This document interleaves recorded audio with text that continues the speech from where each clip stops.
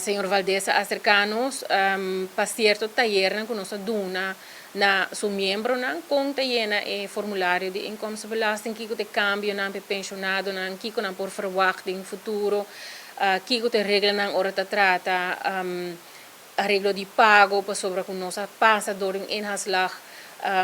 basta grande caminho que é pensionado que tem que pagar vale pão de AZV por ano tem a diferente cobrança atrás de outro. Então, não está preocupar com na entrada com não tem como pensão e deve na imposto com não tem e deve não estar mais alto com na entrada que flexibilidade do departamento de imposto por duna.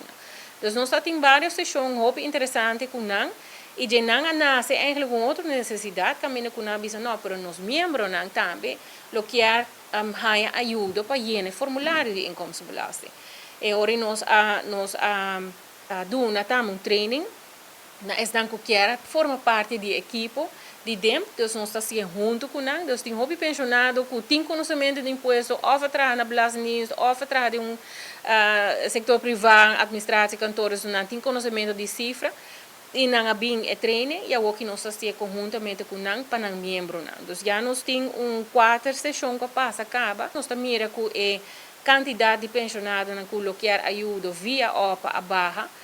já vieram outra é de last sessão e pergunta tá ok what's next so tem outro pensionado que não é membro de OPA que também está visto van nós quer ajuda nós não necessariamente nós que vai caminhar outro ajuda de hora brindar do partido não político na lo que bem belasting cantores mita querem nós lo vai evaluar assim que se man aqui passa aqui com a possibilidade não para nós trabalhadores por brindar esse serviço e não durante algumas semanas. Então, nós podemos durante 2 semanas, nós brindamos ajuda, mirando que a fecha final está 9 de dezembro, e o mês só de agora de novembro, então não há um formulário ainda. Pero me quer algo que nós vai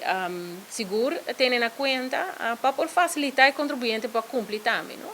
É pensionado que tem 2 pensões que sobe uma entrada mais alta de 30.000 florins, ainda lo mestre entregar o formulário.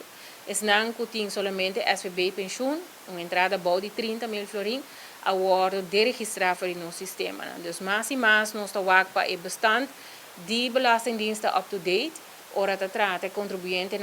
que não me ser entregar um formulário, estão que sim me ser entregar. Sobre se não me ser entregar o formulário e tu vai botar o formulário,